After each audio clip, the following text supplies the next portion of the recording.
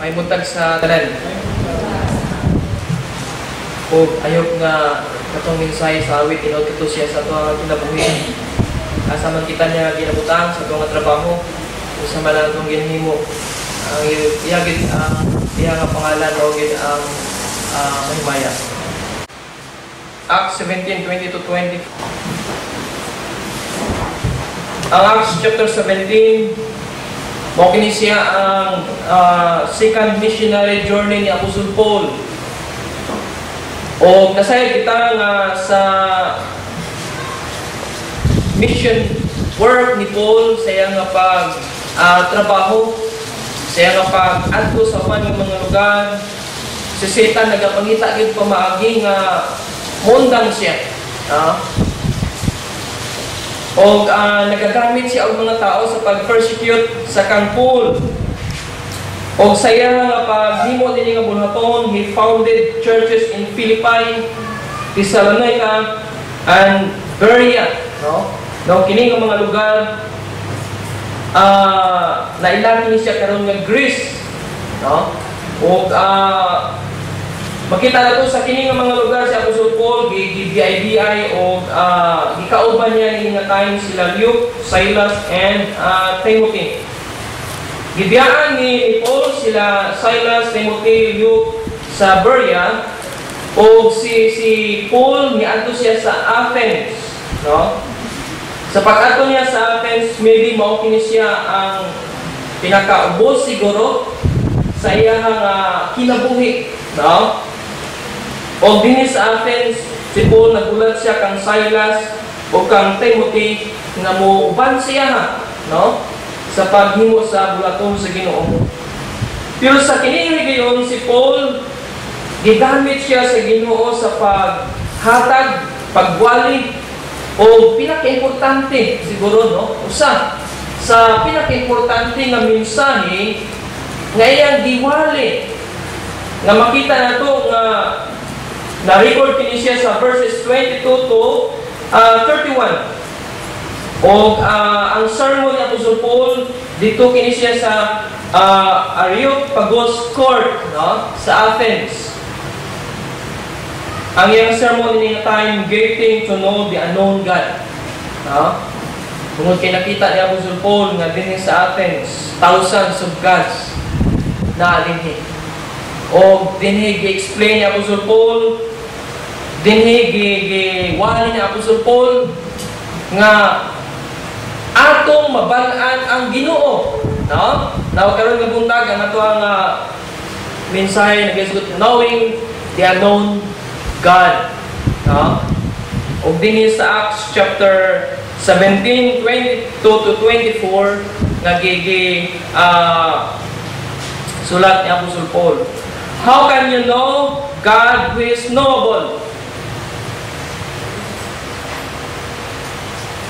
For how many years kita nga nagapangalagad sa Ginoo? Ato na bagyod nga na ilang napalaan ang Ginoo nga atong ginaalagaran.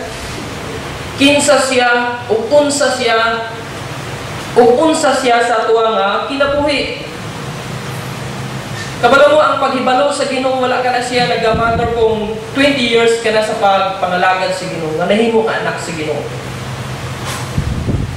Ang pag-ila sa Ginoo nagapadayon. Moy kita nga as 25 na po sa pagpangalagad sa Ginoo. Ang pangutan ni na ilan na bagyod nimo ang Ginoo nga imong ginaalagaran. Na ilan bagyod nimo siya. So Jesus Christ, God the Father, and Trinity, na ilan na bagyod nato ang Ginoo. Ang pangutan ng example din nga to ang tubagon karon, what were you made for? No?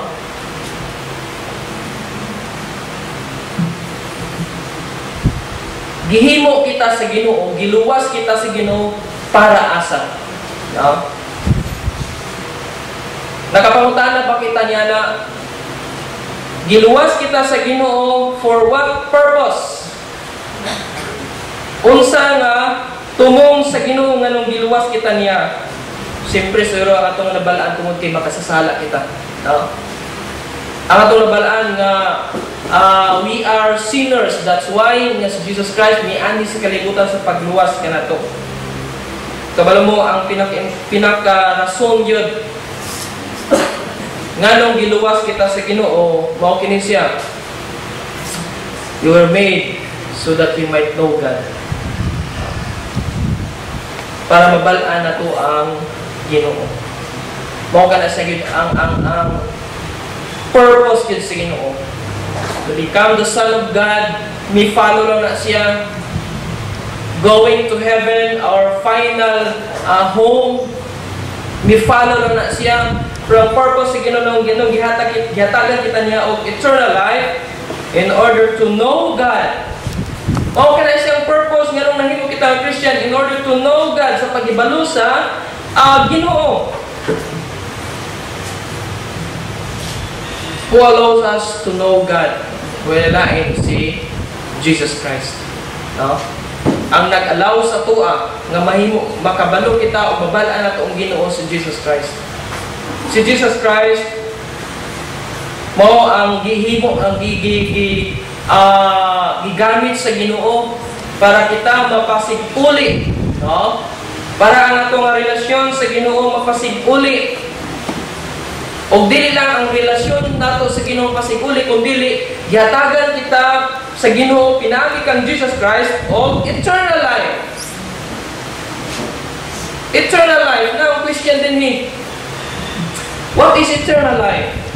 Kinabuhi nga walay katapusan, pastor. Kinabuhi nga wala na'y kamatayon. Mao ba gina siya ang meaning sa eternal life sa Bible? Kung tunan na to ang Bible, mao po gina siya ang meaning niya na. Now, eternal life, mao gini siya, is not a quantity of life. Second, eternal life is not a length of life. Pero kabalo mo kung saan yung eternal life? Eternal life is a kind of life. Sa pagdawat na to kang Jesus Christ, giyatagan kita niya siyempre eternal life. Siguro na kana siya. Pero kana siya a kind of life. Klase nga kinabuhi ihatag sa Ginoo sa tuwa. Ingon pang John 17:3, and eternal life means to know you, the only true God, and to know Jesus Christ, whom you sent. Translation kana sa Good News Bible. And eternal life means to know you. To know God, and only true God, and to know Jesus Christ. Mao kana si ang pasabot being a Christian nga gihatag sa Ginoo. Mao kana siya ang butang klase nga kinabuhi nga gihatag sa Ginoo sa atoa. Eternal life is not living forever primarily, but eternal life is knowing God that just happens to go forever. Sa pagdawat nato kang Jesus Christ, ug nahimo kita nga anak sa Ginoo, dinha nagsugod ang paghibalo nato, pag-search nato sa Ginoo, hangtod sa hangtod kana siya.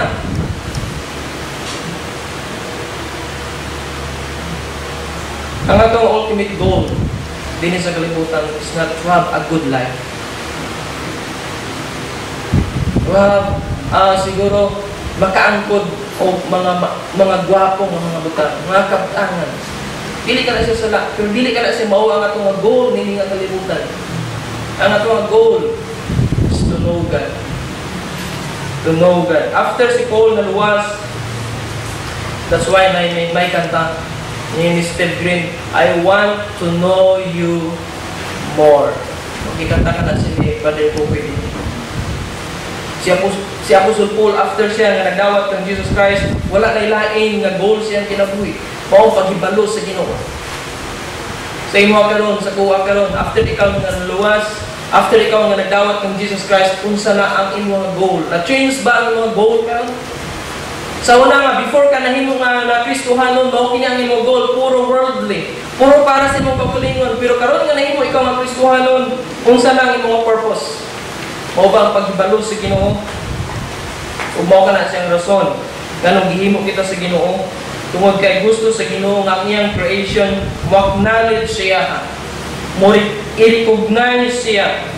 Kung nakinomdom mo ka ang Adam sa diyang gi-create siya sa Ginoo, nakabalo siya sa Ginoo.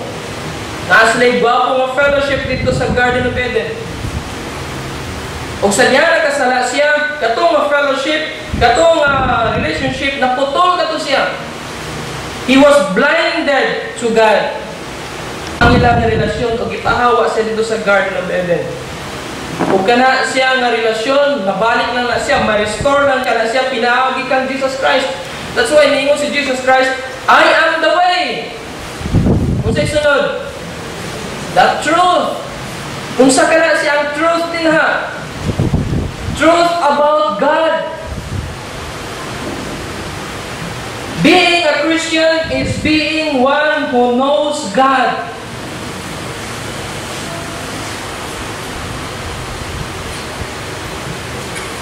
Sugo ayo siguro nga pamalandungon nga 10 years, 15 years, 20 years na kita sa pagpangalagad sa Ginoo. Still, wala niya kung kita kabalo kung kinsa ang Ginoo. Siguro makapangutaan na kung kita, Pastor, asa di ay maadto ang kalag kung after mamatay? Kung mamatay ang tao, Pastor, naggalatago pa ba ang kalag din sa kalibutan? Okay lang kung dili Kristuhan ang mag-question na, pero kung ang mag-question na Kristuhanon, 15 years, 10 years ka na sa pagpangalagad sa Ginoo, wow, nako kayo kaulawan. Siguro, ang pinakamaayon ng utang sa kalibutan, no? Kung malutan mo na ito ang mga matured Kristuhanon, maukinin siya. What brings me the most joy?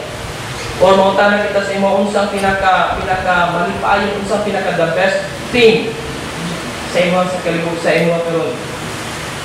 Siguro sildan na kita nga makadungog pinakamaayo nga butang. Ang pinakamaayo nga ginahimo nako is to know God. Is to know God. Mo kana siya ang mga tao karon nagapangita sa uban nga mga butang kini ginatawag nga contentment. Nag-imagine sa mga butang nini nga kalibutan nga kung naa ikaw nini malipayon na ug kontento na kita. Pero ikaw Kristohano nag-imagine ikaw nga ang imong contentment naa sa Ginoo, mao kana siya ang pinaka-the best. Kung sa ingon ni Jeremiah sa Ginoo dinhi sa Jeremiah 9:23 ingon siya basahan nato sa NIV nga translation Jeremiah 9:23. Ingon din pulong sa Ginoo, this is what the Lord says, let not the wise man boast of his wisdom, or the strong man boast of his strength, or the rich man boast of his riches. So sa kini ka sulti sa Ginoo sa mga Israelites nga ang mga maalam na tao asa ginakuha nila og ang ilang kalipay, ang ilang pagpahinambog sa ilang kaalam. Oh, bright na tao. Proud siya kagalingon tungod kay bright. Or siguro sa mga kusgan ng mga tao, powerful ng mga tao, or sa mga dato nga tao ang ilang kalipay naa sa ilang bahandi. Kung sa isulti sa Ginoo sa 24, but let him who boast about this, that he understands and knows me, that I am the Lord who exercises kindness, justice, and righteousness on earth, for in this I delight, declares the Lord. Ang Ginoo na himuot siya, no? Kung ikaw ang imuhang nakalipay, mao ang paghibalo sa Ginoo, pag-search sa Ginoo, ingon sa dinhi, for in this I delight, declares the Lord. Pero kung ang imong kalipay na sa imong bahandi, ang imong kalipay na sa mga butang, ang imong kalipay na sa kalibutan ng mga butang, ang Ginoo wala na himuot sa imong mga higala. Pero ang kalipay kung naa sa Ginoo, kung nagagikan sa Ginoo, sa paghibalo sa Ginoo, na mo ka na siyang pinaka-the best na makita nato sa Ginoo. Mao kini siyang purpose sa Ginoo, i-create sa Ginoo is to know God. Sa pagibalo sa Ginoo. For sa dihang niabot ang sala o ang sala mao kini siya ang may kuha sa kuryente sa suga o pagkahuman ng palong, no? Ug mao kini siyang hinungdan nga ang tawo unsay natabo sa tawo instead sa pag hibalo sa Ginoo, instead sa pag-worship sa Ginoo, unsay natabo din sa Romans chapter 1, no? Mao kini siya ang hinungdan nga mao kini siya ang resulta sa sala. In Romans chapter 1 verse 18, ingon din ang pulong sa Ginoo, the wrath of God is being revealed from heaven against all the godliness and wickedness of men who suppress the truth by their wickedness. No? Makita na ito din nga naay kamatuuran sa kasing-kasing sa tawo, no? O ang Ginoo nagbutang ni available kini siya sa tawo, ingon siya dinhi, for God's wrath is revealed from heaven on all ungodliness and unrighteousness of men, holding the truth in godliness. But pasabot ang tao, instinct niya na mo-worship siya sa Ginoo.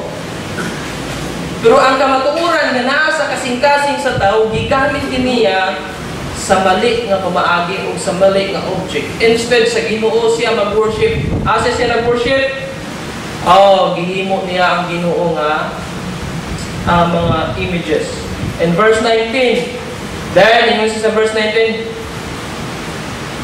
since what may be known about God is plain to them, because God has made it plain to them. No? Klaro kayo ang Ginoo nagpadayag sa Ginoo sa tao, sa kasing-kasing sa tao, o instinct nga ang tao mo worship sa Ginoo. O kana siya mag-obserbahan at ito ng mga tao. Bisag asa kang naman kung sa nga tribo, sa nga klase nga tao nagasimba, lagi sa Diyos. Diba? Sa atong natunan sa atong mga ninuno pa na siya, no?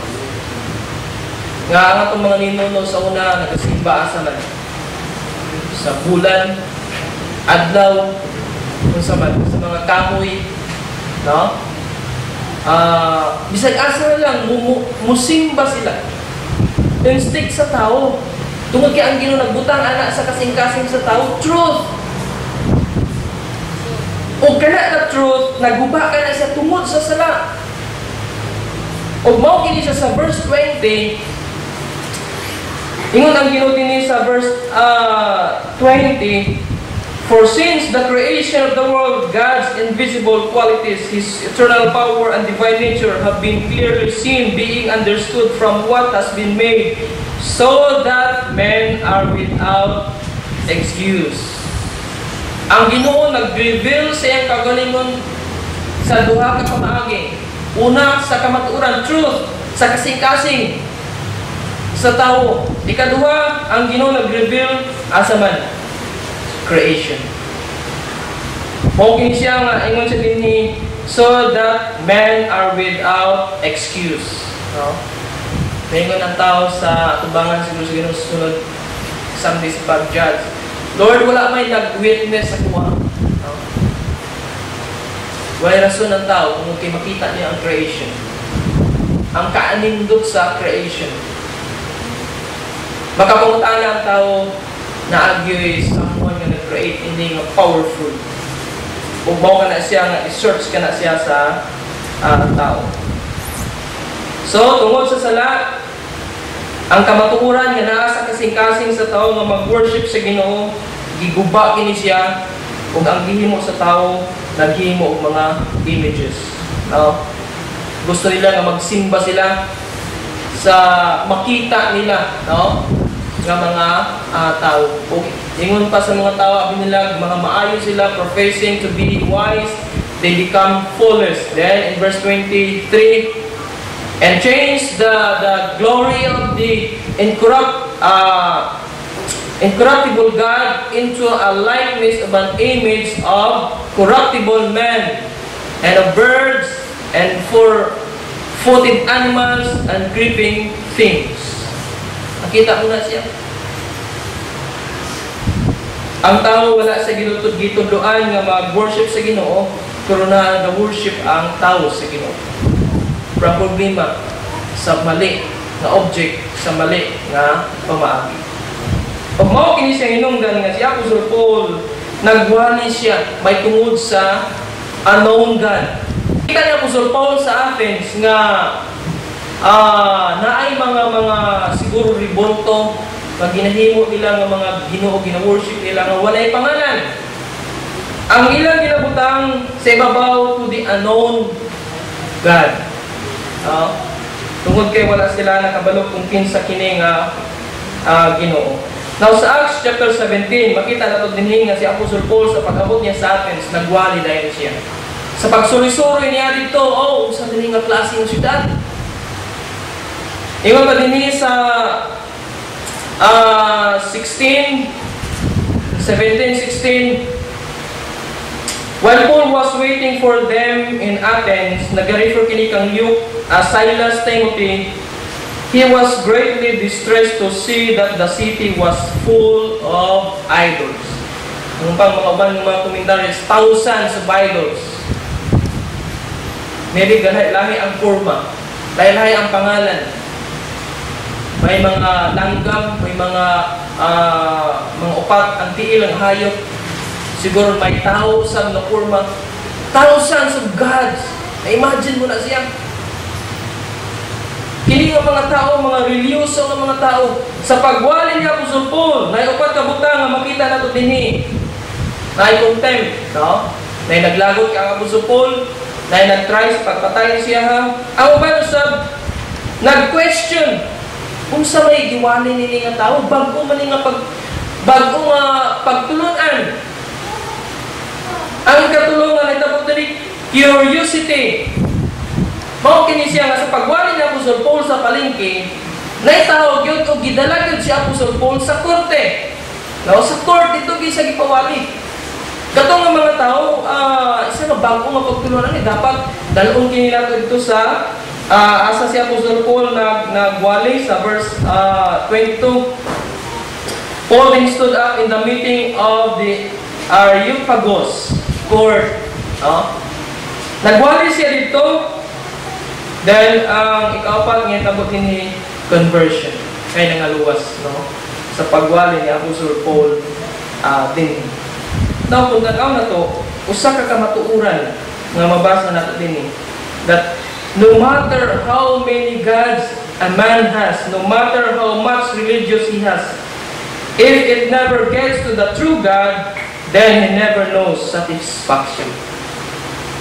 Kini nga mga tao sa Athens, na sila Ginoo, wa sila masatisfy, naghimo na sa paglain silang Ginoo.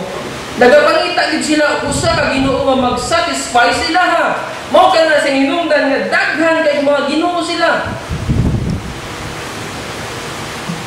Ug mao ni kini siya karon nga buntag atong tun-an, no?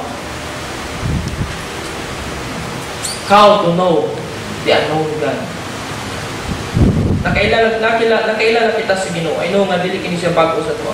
Pero mas maayo kini nga ato kining review sa tuwa nga kinabuhi. How to know the unknown God. I know ang ginunuwa ko siya.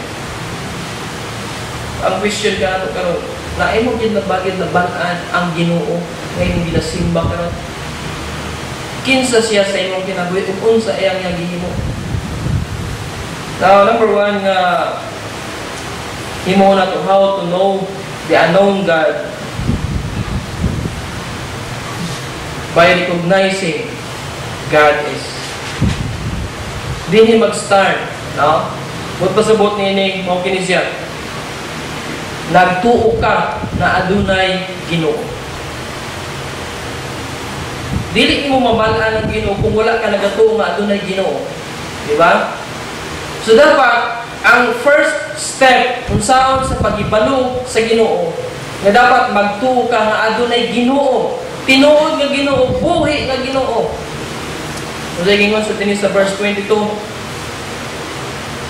Ingon ni Paul dinhi, Paul then stood up in the meeting of the Areopagus and said, Men of Athens, I see that in every way you are very religious. Kini nga mga tao, mga relihiyoso kaayo nga mga tao.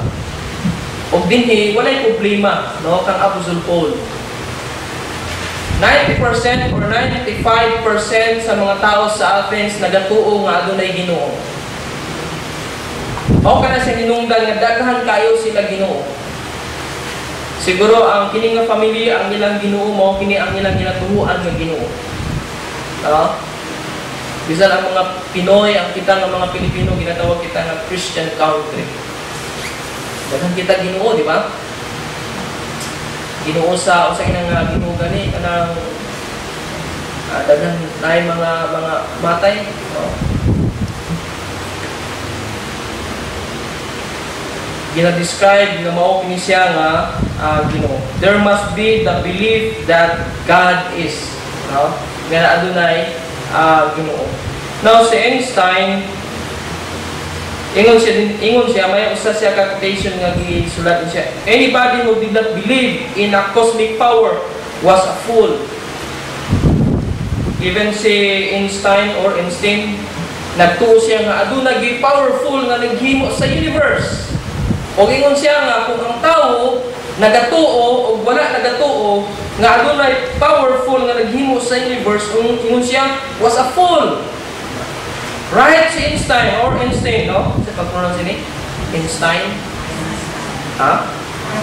Einstein. Pero ang sunod niya quotation daw kini siya, but we can never know Him.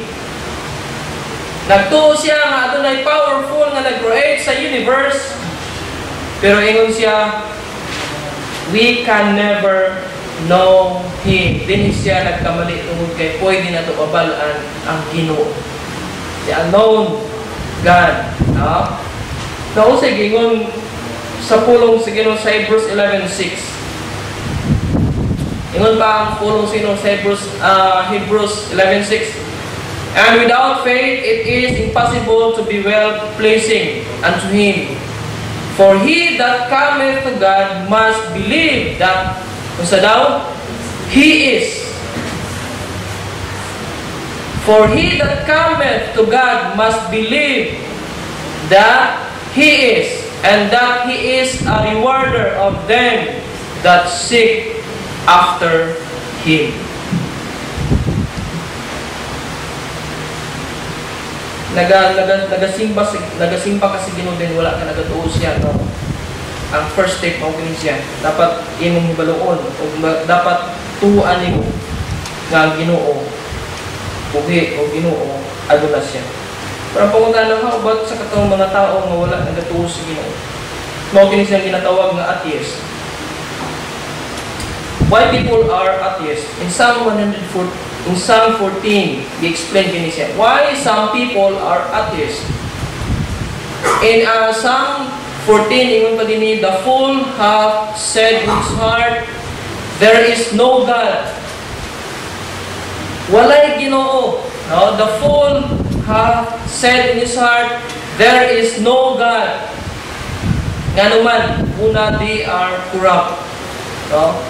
Kaduha, they have done abominable works. There is none that doeth good. Ngano adunay mga tao nga wala nagatuo sa Ginoo because they are sinners. We are sinners. At tubangan sa Ginoo, gina-eliminate nila ang Ginoo para aduna sila ay freedom sa paghimo og dautan, og dili sila maghadlok sa paghimo og dautan kay walay mag-judge sa ilaha, walay magpangin sa ilaha, walay Ginoo nga magpangin sa ilaha. Mao kana siya nga ginabutang nila silang unaw nagkasing-kasing nga walay Ginoo.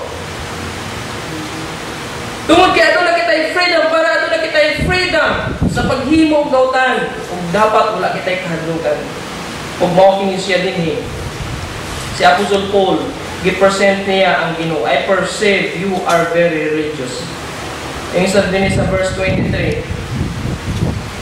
For as I walk around and look carefully at your objects of worship, I even found an altar with this inscription, to an unknown God. Now what you worship as something unknown, I'm going to proclaim to you. Now kang Apostle Paul, kung atong obserbahan, sa iyong pag-witness, wala din sa miingon nga, kuhaan niyo mga ribulto. Di ba? Kung ka siya nga, kung mag-witness kita, maging careful kita, labi na sa mga devoted kayo nga pagsulod na to sa ilang nga balay, makita na to ang mga images din ha. Ato din sila nga review ko, ato din sila badlungon. Diyos na siya. No? Kang Apostle Paul, kung tara ito din explainan pa niya Apostle Paul, religyoso ka mo nga mga tao. No? Pero, kinsa ba nga Ginoo? Nabalaan na bagay ninyo ang Ginoo? Kinsa kini siya? Kung mao kini siya din, giwali na Apostle Paul, ang Ginoo, tinuod nga Ginoo. O makita na ito din nga gi-explain ni Apostle Paul kining unknown God.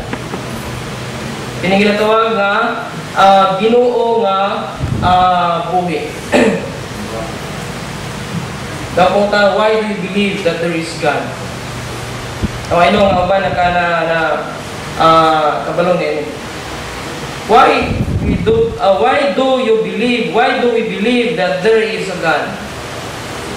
Now kung kamo pangutan-on, baka sugata kamo og tao nga wala nagatuo sa Ginoo.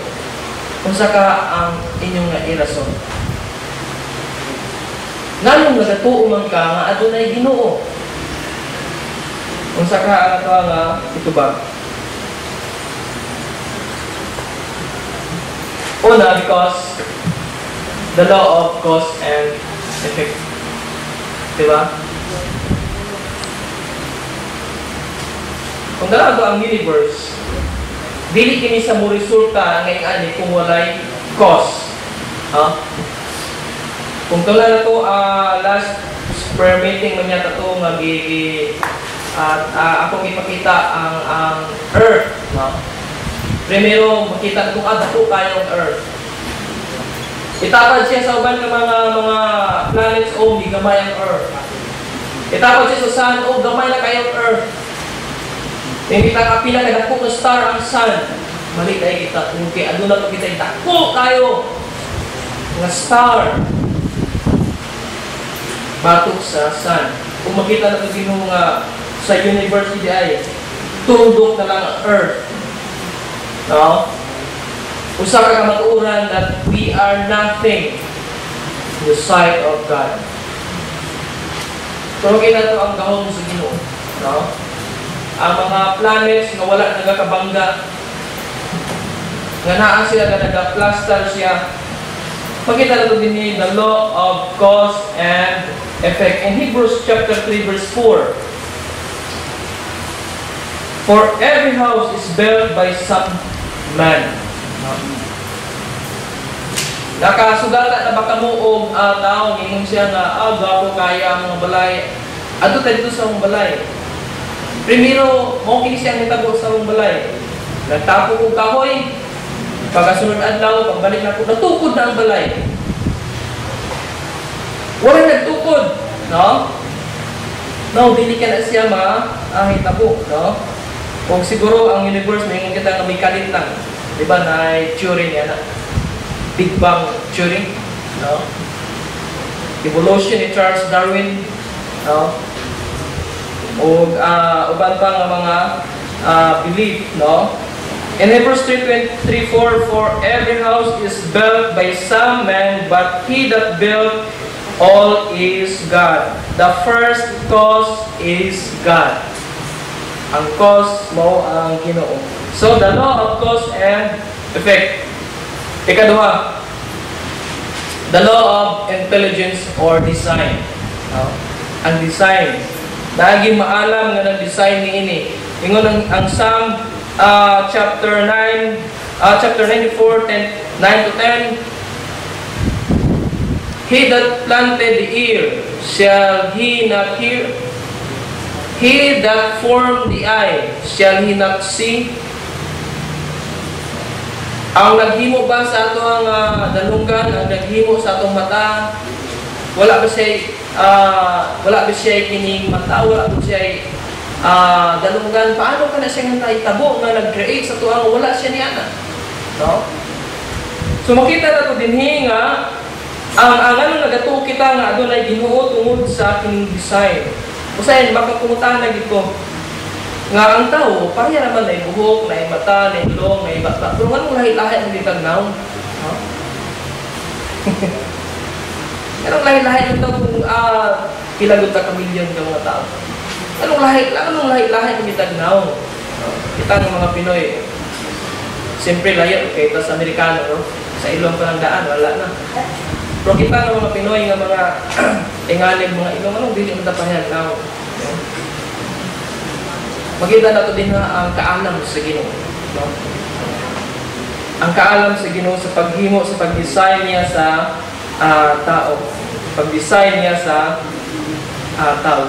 So, ingon niya Apostle Paul, I saw your altar to the unknown God. So, giwali niya ang tinuod ng Ginoo daw sa history. Before si Apostle Paul nag-adto sa Athens, 600 years before si Apostle Paul nag-adto sa Athens,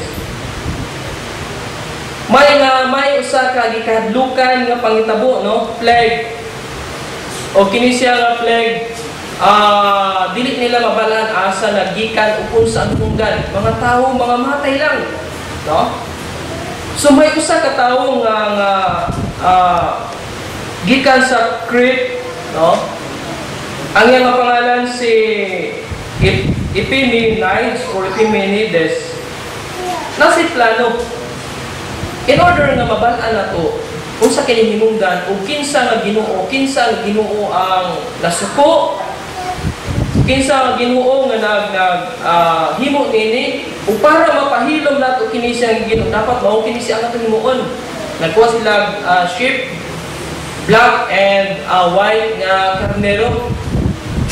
O sa ilang lugar, ilang buhian kini siya, o kung asa kato siya nga mo higda, dool sa katong gitukod nila nga Ginoo nila, i-sacrifice kato nila o dito nila i-sacrifice sa dool sa Ginoo ngayang higdaan.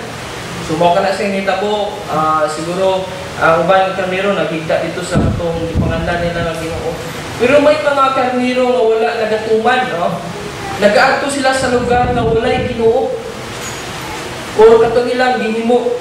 So ang hitabo, kung mao kato siyang may tabo, butangan nila og unknown God.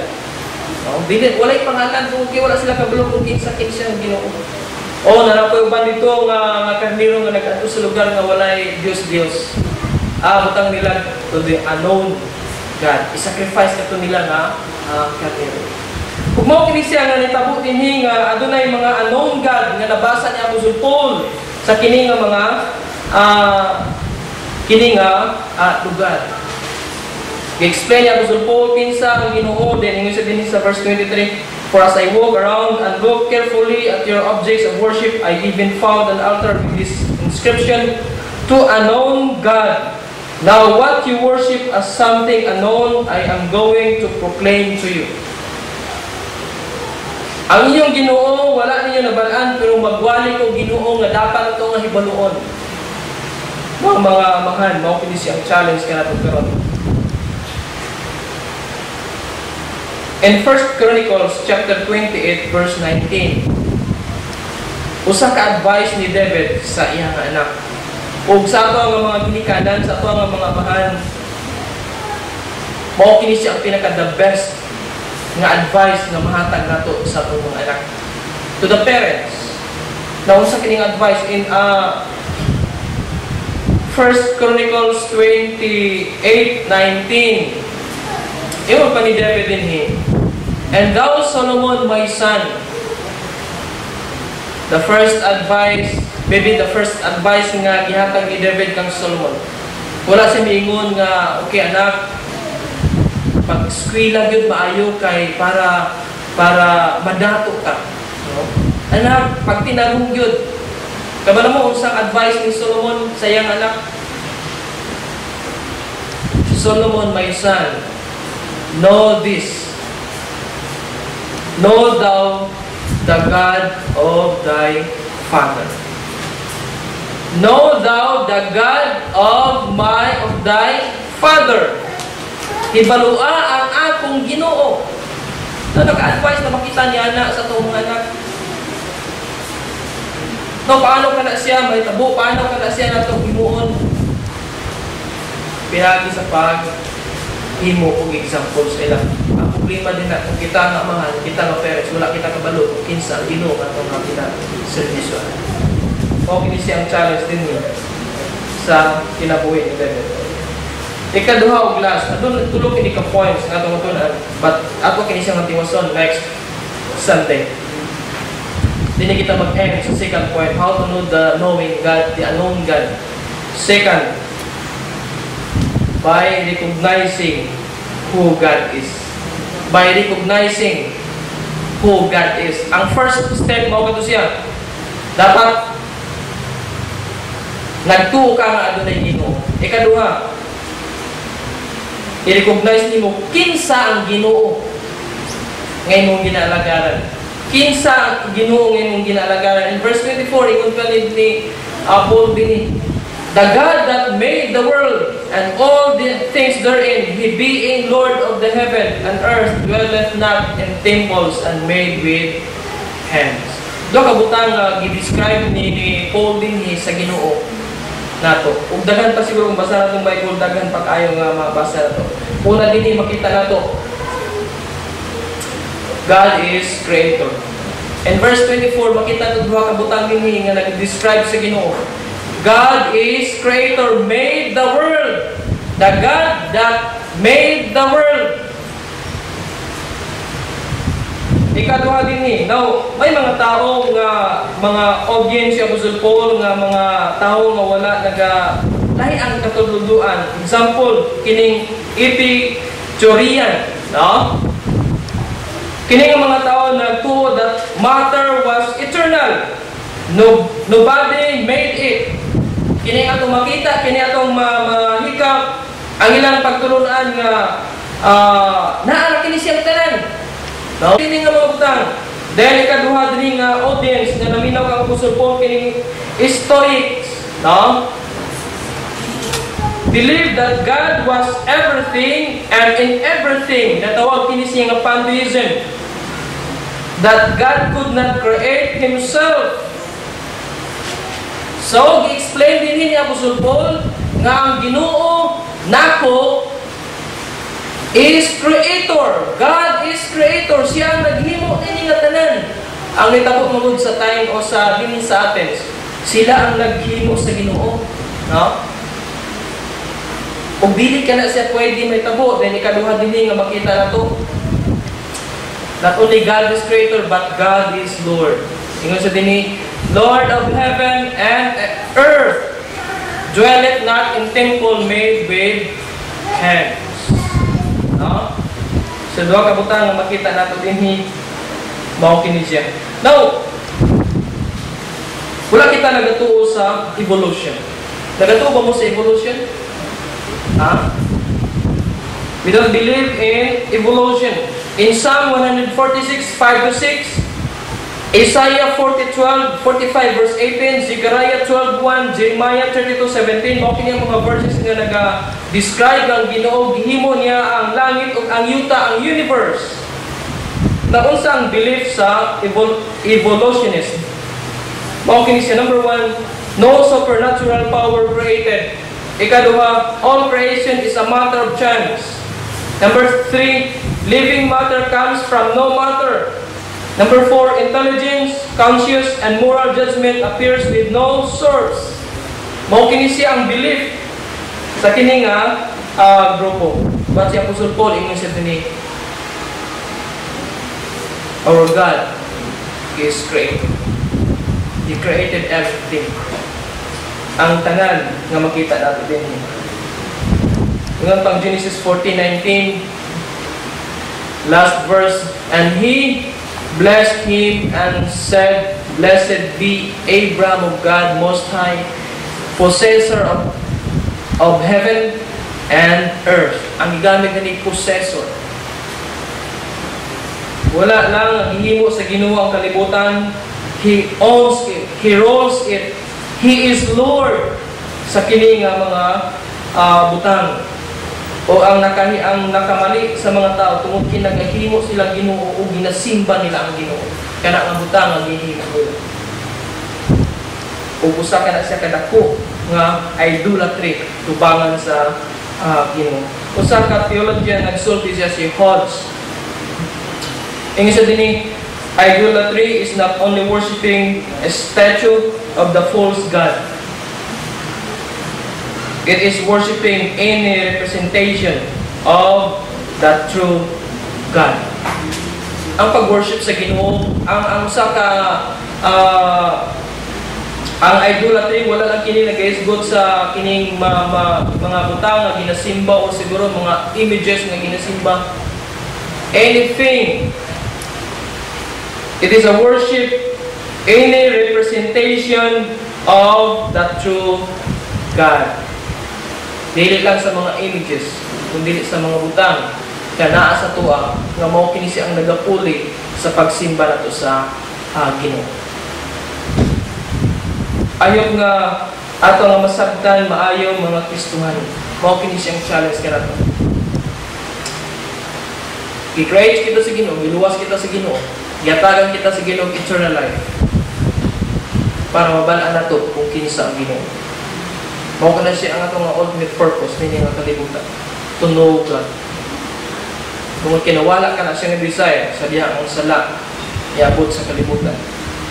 Ang truth nga naa sa imong kasing-kasing, ang truth nga naa sa imong kasing-kasing, naguba ka to siya tungod sa sala. Kung gusto sa Ginoo nga mabalik ka na siya, mao kana siya ang una nga resulta sa pagdawat nato kang Jesus Christ, ato nga personal nga manluwas, reconciliation sa Ginoo.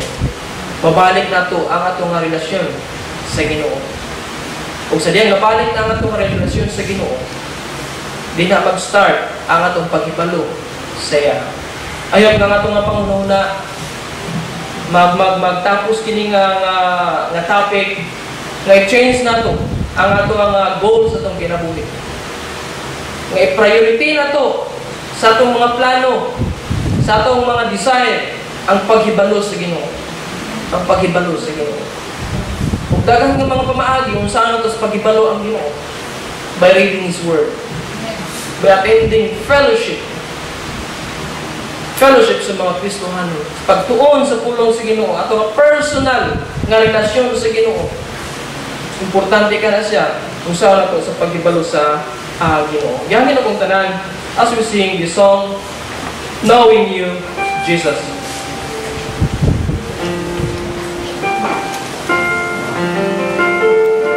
Pamalalungan din nato nga awit ngayok nga mabutang kini nato sa itong kasing-kasing as we serve God.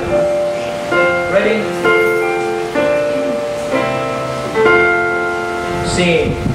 All I want still dear, build my life upon all this world, rivers and wars to hold. All I want, no pain I have counted loss, spent and worthless now compared to thee.